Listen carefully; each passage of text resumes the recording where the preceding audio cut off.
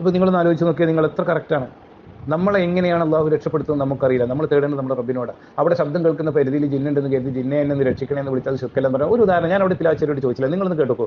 ഞാനും നിങ്ങളും കൂടി, ഞാനിപ്പോൾ നിങ്ങളെ കൊല്ലത്ത് വരുന്നു, ഞാനും നിങ്ങളും കൂടി ഒരു പുഴയിൽ കുളിക്കാൻ പോകുന്നു. നിങ്ങളുടെ വീടിൻ്റെ അടുത്തുള്ള പുഴയാണ്, എനിക്ക് നീന്തലറിയില്ല, ഞാനതിൽ എന്ത് ചെയ്യണം, ആ പുഴയിൽ മുങ്ങി മരിക്കാൻ പോവാണ്, നിങ്ങൾ കരക്കിരിക്കുന്നുണ്ട് അല്ലേ, എന്നൊന്ന് പിടിക്കൂ എന്ന് പറയുമ്പോൾ എന്തായാലും ശിർക്കുള്ളൂ. നിങ്ങളവിടെ ഇരിക്കുന്നത്, ഞാൻ മുങ്ങി മരിക്കാൻ പോകുന്ന സമയത്ത് ഇന്നെ നിങ്ങൾ പിടിക്കുന്നില്ലേ പറയുന്നുള്ളൂ.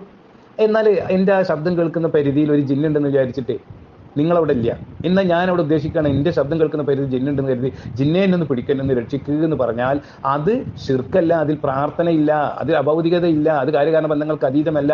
അത് ഒരു മനുഷ്യനോട് ചോദിക്കുന്ന പോലെ ഉള്ളൂ. അതുകൊണ്ട് ആ മനുഷ്യനോട് ചോദിക്കുന്ന ശിർക്കാകാത്തത് ജിന്നിനോട് ചോദിച്ചാലും ശിർക്കാകൂല. ഇങ്ങനെ ഒരു വാദം, അത് ശിർക്കില്ല എന്ന് പറയുന്ന ഒരു വാദം വിസ്ഡം ഇവരെ കൊണ്ടുവന്നു, ആളുകളെ പഠിപ്പിച്ചു. എത്ര മഹാപരാധം! നിങ്ങൾ ആലോചിച്ചു, ഒരു തൗഹീദുള്ള ഒരു മനുഷ്യന്മാരെയാണ് ഈ ശിർക്കിലകപ്പെടുത്തിയത്. അതിനു വേണ്ടിയാണ് അവർ വാദിക്കുന്നത്. ഇതാണ് അവർ സ്ഥാപിക്കുന്നത്. അല്ലാതെ അവിടെ എന്നെ ഈമാനോട് കൂടി മരിപ്പിക്കണേ, എനിക്ക് സ്വർഗം നൽകണേ, എൻ്റെ പാപം പൂർത്തിയാണേ, അത് ശിർക്കാണ്. അതിപ്പോൾ നിങ്ങളവിടെ കരക്കുണ്ടെങ്കിൽ നിങ്ങളോട് പറഞ്ഞാലും ശിർക്കല്ലേ. അതാണ് മനുഷ്യനോട് തേടുമ്പോൾ ശിർക്കാകാത്തത് ജിന്നിനോട് തേടിയാലും ശിർക്കാകൂല. എന്നാൽ മനുഷ്യനോട് തേടിയാൽ ശിർക്കാകുന്നത് ജിന്നിനോട് തേടിയാലും ശിർക്കാകും. ഇതാണ് വിസ്ഡം പറയുന്നത്. 1-ാം നമ്പർ മുശ്രിക്കുകളുടെ വിശ്വാസമാണിത്. ഈ വിശ്വാസത്തിലേക്കും ഈ മുജാഹിദ് പ്രവർത്തകർ എന്ന് പറയുന്ന വിസ്ഡം വിഭാഗത്തിനെ നമ്മൾ വിട്ടുകൊടുക്കണോ? 2, 3, 4, 5 പണ്ഡിതന്മാർക്ക് വേണ്ടി? നിങ്ങൾ പറയും. ഈ ശിർക്ക് അവരെത്ര നല്ല കാര്യം ചെയ്യുന്നത്. നമസ്കാരം, നോമ്പ്, സക്കാത്ത്, തഹജ്ജുദ്, ഖുർആനോത്ത്, താടി വലിയ നീട്ടിയിട്ടുണ്ട്, നേരേണ്ട മേലെ ഡ്രസ്സ് എടുത്തിട്ടുണ്ട് വിസ്ഡംകാരില്ലേ, എത്ര ഭക്തിയോട് കൂടി അവർ ജീവിക്കുന്നത്. പക്ഷെ ഒരമലും അള്ളാഹു അവർക്ക് സ്വീകരിക്കുകയില്ല. ഈ വിശ്വാസത്തോടു കൂടി അവർ മരിച്ചാൽ അവർ ശാശ്വത നരകത്തിലാണെന്ന് അവരോട് പറഞ്ഞു കൊടുക്കണ്ടേ.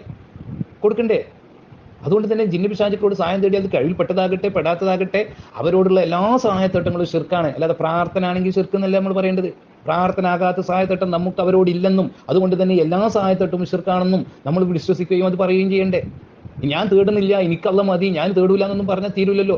അങ്ങനെ ഒരാൾ തേടിയാൽ അതിന്റെ വിധി എന്താണെന്ന് ചോദിച്ചാൽ അത് ശിർക്കാണെന്ന് വിശ്വസിക്കുകയും പറയുകയും ചെയ്യണം. അപ്പോഴല്ലേ മുസ്ലിം ആവൂ. അല്ലെങ്കിൽ അവൻ മുശ്രിക്കിന്റെ വിശ്വാസത്തിൽ തന്നെയല്ലേ. ഒരാൾ ഗുരുവായൂരപ്പനെ വിളിച്ച് തേടില്ല, മൊയ്തീൻ ഷേഖിനെ വിളിച്ച് തേടുന്നില്ല, പക്ഷെ തേടിയാൽ ശിർക്കല്ലാത്തതിനുണ്ടെന്ന് വിശ്വസിച്ചാലോ തേടുന്നവന്റെ വിധിയാ. അവൻ പിന്നെ എന്താ തേടിയിട്ടുണ്ടെങ്കിൽ എന്താ വിശ്വാസം, എന്തൊക്കെ കുഴപ്പം? അത് ശിർക്കാണെന്ന് വിശ്വസിക്കണ്ടേ. ഇതാണ് നമ്മൾ പറയുന്നത്. അതുകൊണ്ട് വിസ്ഡം സഹോദരങ്ങൾ ഈ സത്യം മനസ്സിലാക്കട്ടെ, അതിനുവേണ്ടിയാണ് നമ്മൾ പറയുന്നത്. അപ്പോൾ സ്വാഭാവികമായിട്ട് നിങ്ങൾ ചോദിക്കും, എന്തുകൊണ്ടാണ് ഈ പണ്ഡിതന്മാരൊക്കെ അപ്പുറത്ത് നിൽക്കുന്ന വലിയ വലിയ പണ്ഡിതന്മാരും മിണ്ടാതെ തെറ്റ് കണ്ടിട്ട്? അവർക്ക് സാധിക്കില്ല. കാരണം ഇത് ശിർക്കാണെന്ന് പറഞ്ഞാൽ അവരെ പുറത്താക്കും. കാരണം അണികൾ മുഴുവനും ഫൈസലിലെയും അലിഖ് സൽവിയൊക്കെ ഈ വിഭാഗത്തിന്റെ കൂടെയാണ്.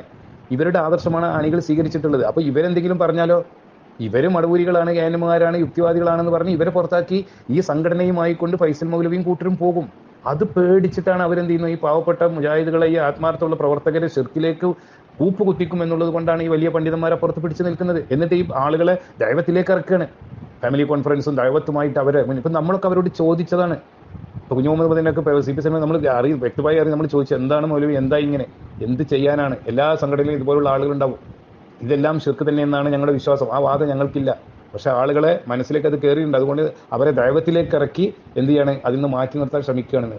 ഇതാണ് അവർ പറയുന്നത്. കാരണം എന്താണ്, ശിർക്കിൽ ജനങ്ങളെ നിങ്ങൾ വിചാരിക്കുന്ന പോലൊന്നുമില്ല. ഓരോ ഗ്രൂപ്പിലൊന്ന് സംസാരിച്ച് നോക്കി അവരുമായിട്ട് ബന്ധപ്പെട്ട് നമ്മൾ അത്ഭുതപ്പെട്ടു പോകും.